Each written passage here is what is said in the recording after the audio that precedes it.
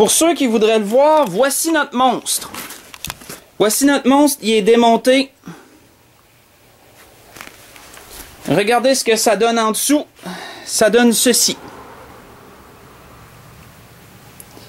Là, on doit faire très attention à ce qu'il n'y ait absolument rien qui tombe ici, dans ces trous-là, parce qu'on va s'attirer des problèmes. Donc, je vais mettre une guenille ici pour m'assurer de bien boucher tout accès. Et nos 3 autres bougies, comme on le voit, sont ici. Enfin accessibles. Ici, on a l'entrée d'air. Donc, si quelqu'un veut faire son entretien de filtreur à air, je crois que c'est un bon moment pour réussir à l'enlever. Je vais le faire aussi tantôt. Je vais vous le montrer sa photo, sur la vidéo en même temps. Et je suis curieux, je sais pas vous autres, moi je suis curieux. On va regarder de quoi ça a l'air en dessous de ça, en arrière. Donc, voici de quoi ça a l'air en dessous. Toute une grosse pièce. Ah, regardez. Moi, j'avais démonté ça tantôt. Mais regardez, j'avais pas vraiment eu besoin. Vu que c'est attaché par en dessous aussi. Regardez, on va le remonter tout de suite. On va la tasser à peine. Oh man, essayer de tenir une caméra en même temps de faire ça. Et voilà.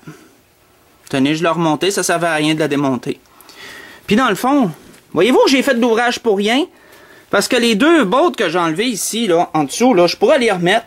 La seule affaire qu'on avait enlevée, c'était le branchement électronique. On va le savoir pour une prochaine fois, en espérant qu'il n'y en ait pas une. Puis regardez, c'est ici que ça se branchait tantôt, notre fameux chose que je pensais qu'il y avait du liquide de refroidissement dedans, que ça n'avait pas l'air d'être le cas. Donc voilà, maintenant, on va faire la partie la plus simple. On va retirer les vis ici, là et là. Retirez ça. N'oubliez pas de débrancher votre électronique. Et je vais continuer à vous le montrer. Je vous laisse pas tomber. On va changer nos 3 bougies ici. Donc, à l'aide de mon ratchet, mon petit, avec un adapteur comme ça et une petite tête comme ça, comme vous aviez vu, à plusieurs étoiles à 6 branches, comme l'étoile de David. On démonte nos 2 vis, on débranche notre branchement, et comme vous voyez, notre bougie est tout au fond là. Le morceau lui-même, c'est ce que ça donne, c'est ça ici.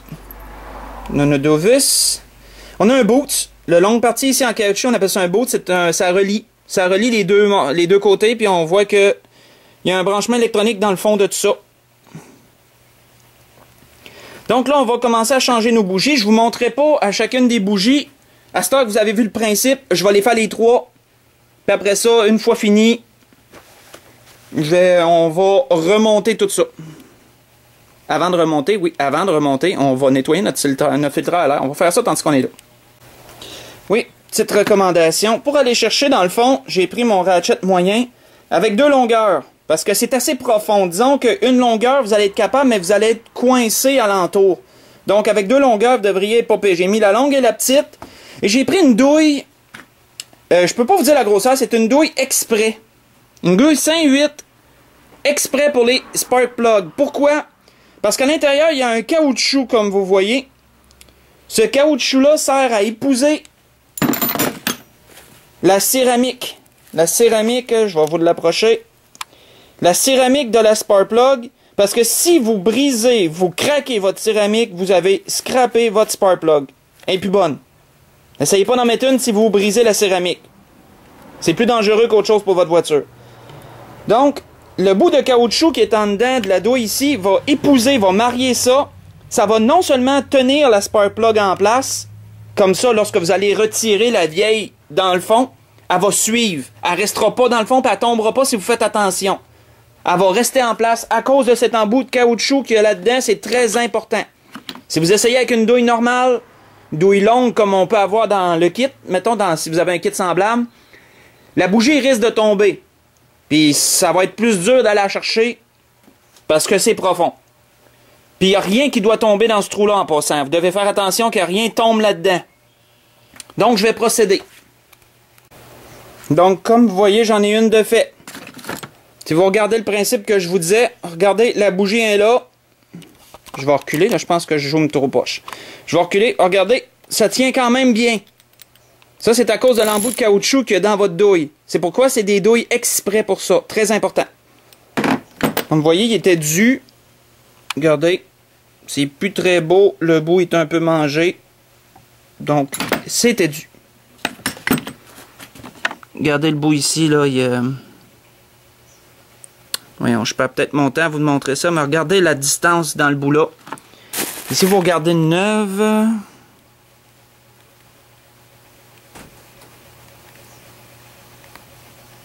Regardez le beau petit bout là. Voyez-vous qu'il n'y en a presque plus? Vous voyez ici qu'il en reste presque plus. Là, ça veut dire qu'elle était due. C'est assez avancé. Mon auto a 126 000 kg, puis je sais même pas si ça a déjà été changé seulement. Donc, normalement, Sparkplug, là, 70 000, entre 70 et 100 000 kg. Je suis pas un mécanicien expert, mais je vous dirais, là, plus que 100 000, là, je vous le conseille pas personnellement. Donc, voilà. Et je vais remettre la nouvelle en place, puis je vais faire toutes les autres comme j'ai dit tantôt. Donc, j'ai reposé ma neuve. Une petite chose que je vous conseille comme ça, lorsque vous revissez, puis que là, vous êtes à côté, on force pas sur une Sparkplug, parce que ça, c'est des têtes en aluminium. Si vous strippez votre filet de Sparkplug, vous êtes dans la chenoute, je vous avertis. Donc, lorsque vous êtes à côté, simplement un petit coup comme ça, rien de plus, puis ça va être correct. Ça force pas, ça. Ben, ça force pas. Oui, la compression, puis tout, là, mais je veux dire que c'est une pièce qui est fixe. Donc, juste un petit coup comme ça, puis ça va être correct lorsque vous vissez. Allez-y pas, serrez pas avec trop d'ardeur. Un autre petit conseil, c'est sûr que là, j'avance pas ben, mais j'espère vous faire bénéficier du peu d'expérience que j'ai. Moi, je regraisse toujours toutes mes vis. J'ai un principe lorsque je démonte quoi que ce soit sur un auto, tout ce que je démonte, je le regraisse avant de le remonter. En ce qui a trait aux vis, en tout cas. Tout ce qui a trait aux vis, boulons, peu importe, je regraisse toujours tout avant de le remettre dedans. Comme ça, ben, si une prochaine fois vous avez à l'enlever, vous n'aurez pas de misère à l'enlever. Ça m'est arrivé bien souvent, surtout lorsque j'ai fait des freins, des plaquettes de freins, des suspensions, des choses comme ça. Je regraisse toujours. Chaque botte que j'enlève, je la regraisse quand je le remets. Puis je vous le conseille aussi en passant. Donc moi, je vais remettre de la graisse pour ces deux vis-là. Et pour toutes les autres, je vais remettre de la graisse pour chacune des vis que je remets dessus. Comme vous voyez, ça prend pas grand-chose, là. Regardez, j'ai mis un peu de graisse. Puis n'importe quelle graisse peut faire en passant, hein. Regardez, ça, c'est un tuyau que j'ai coupé. Là, c'est un restant de graisse, de gun à graisse, lorsque vous graissez des heurts après votre auto. C'est un restant. Donc, avec un petit pinceau, avec un beau petit pinceau comme ceci, vous pouvez prendre n'importe quoi, là. J'ai graissé, puis je vais tout remettre de la graisse sur mes vis. Si au pire aller, vous n'avez pas de graisse, prenez de la vaseline. La vaseline, ça sert à beaucoup de choses. En mécanique, ça peut servir beaucoup. En passant, moi, pendant que j'y pense, regardez mes pôles de batterie comme ils sont beaux. Ça, là, c'est parce que je mets toujours de la vaseline sur mes pôles de batterie. De la vaseline, c'est une des seules graisses que je connais qui est conductrice. Donc, elle va vous permettre, la vaseline va vous permettre de pouvoir garder des pôles de batterie qui sont beaux. J'y pense en passant, je vous le dis. Ah oui, de grâce aussi. Excusez, mes gros doigts sont devant. Lorsque vous revissez, là, vissez pas une vis au complet avant d'essayer de visser l'autre, parce que ça, là, ça bouge, hein. Ça, là, ça tourne. Donc, si vous voulez être sûr d'être bien aligné des deux côtés, vous en vissez une partie, puis après ça, vous vous alignez, puis vous vissez l'autre une partie. Une fois que vous êtes sûr que vos deux vis sont bien à leur place, là, vous pouvez visser au fond.